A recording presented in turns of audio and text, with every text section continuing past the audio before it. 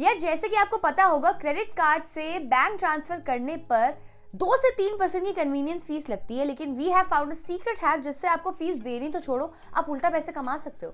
कुछ टाइम पहले अगर आपको याद होगा हमने एक वीडियो बनाई थी जिसमें हमने बताया था कि कैसे आप क्रेडिट कार्ड से रेंट ट्रांसफर करने पर 5 से 6% का कैशबैक कमा सकते हो। उस वीडियो को काफी लोगों ने पसंद किया था, बट कुछ व्यूअर्स के कमेंट आए थे कि अब बैंक्स ने क्रेडिट कार्ड से रेंट ट्रांसफर करने पर 1 से 2% की कन्वीनियंस फीस लगानी शुरू कर दी है। कन्वीनियंस फीस तक तो ठीक था, लेकिन ये एक्सिस बैंक और एसबीआई जैसे बैंक्स ने क्रेडिट कार्ड से रेंट ट्रांसफर करने पर रिवॉर्ड पॉइंट्स भी कम कर दिए। इस सब के चलते we found another way to make money for credit card to bank account money transfer. ये वाला तरीका वी बेट आपने कहीं और नहीं सुना होगा। This is by investing in NPS और national pension scheme by your credit card. इस वीडियो में आपको बताएंगे कि कैसे ये वाला तरीका सबसे यूनिक है, आप इस पे पैसे कैसे कमा सकते हैं, एंड इस वीडियो के एंड में we'll reveal a bonus tip for you. हम आपको बताएंगे कि नेशनल पेंशन स्कीम में इन्वेस्ट करने के लिए 3 बेस्ट क्रेडिट कार्ड्स कौन से हैं। सबसे पहले ब्रीफ में एनपीएस या नेशनल पेंशन स्कीम के बारे में समझ लेते हैं। एनपीएस सरकार की एक रिटायरमेंट स्कीम है जिसमें कोई भी इंडियन सिटीजन इन्वेस्ट कर सकता है। इसमें कोई माइनर इन्वेस्ट नहीं कर सकता है। आपकी साल की मिनिमम इन्वेस्टमेंट 1 साल की 1000 होनी चाहिए एंड मैक्सिमम की कोई लिमिट नहीं है। एनपीएस में इन्वेस्ट करने से आपको टैक्स बेनिफिट्स भी मिलते हैं। इस स्कीम की खास बात यह है कि इसमें 50 to 80% जो आपका पैसा है वो म्यूचुअल फंड्स में इन्वेस्ट होता है, बट आपको 0.1% का एक्सपेंस रेशियो देना पड़ता है। सो इस स्कीम में इन्वेस्ट करके आपको डायरेक्टली म्यूचुअल फंड्स का एक्सपोजर भी मिल जाता है, एंड सिंस ये गवर्नमेंट की स्कीम है तो आपका पैसा सेफ भी है एंड आपको टैक्स बेनिफिट्स भी अलग से मिलते हैं। सो अगर आप 20% टैक्स ब्रैकेट में आते हो और अगर आपने महीने का 10,000 इन्वेस्ट किया है एनपीएस में, तो 10,000 का 20% यानी कि 2,000 सीधा सीधा बच जाएगा। उसके बाद इसमें 9 से 10% के रिटर्न्स भी आप एक्सपेक्ट कर सकते हो। पास्ट में इससे बेटर भी रिटर्न्स इसमें मिले हैं।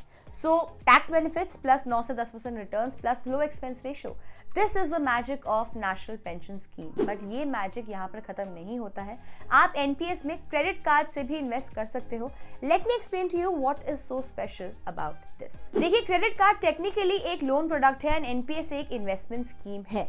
आरबीआई ने काफी क्लियरली बोला है कि आप लोन लेके इन्वेस्ट नहीं कर सकते हो, इसीलिए आप अपने क्रेडिट कार्ड से स्टॉक या म्यूचुअल फंड्स में इन्वेस्ट नहीं करते हो। लेकिन आरबीआई ने एनपीएस को स्पेसिफिकली इस रूल में रिलैक्सेशन दी है। अब मैं आपको बताऊंगी कि why this hack is so powerful. देखिए, आपको पता है कि क्रेडिट कार्ड यूज करने पर आपको कुछ रिवॉर्ड पॉइंट्स मिलते हैं। मान लेते हैं आपके पास कोई ऐसा क्रेडिट कार्ड है जिसपे आपको 1% के रिवॉर्ड पॉइंट्स मिलते हैं।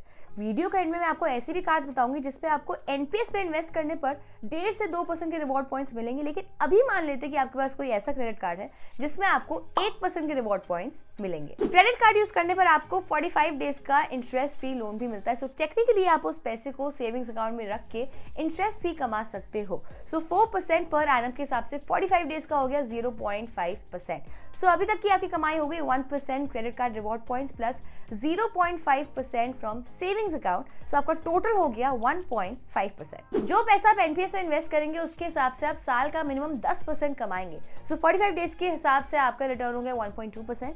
यस, वी अग्री कि हर बार आपको 45 डेज के बाद सेम रिटर्न नहीं मिलेगा, but this is just for the sake of simplicity. So आपकी अभी तक की कमाई हो गई 1% credit card rewards plus 0.5% savings account balance plus आपका 1.2% हो गया एनपीएस। सो टोटल हो गया आपका 2.7%। इसके अलावा आप सीधा सीधा 10% टैक्स बचाओगे। टेक्निकली ये कोई कमाई नहीं है, but you will be saving a lot of money. And अगर आप 30% टैक्स ब्रैकेट में आते हो तो आप सीधा सीधा 30% बचाओगे।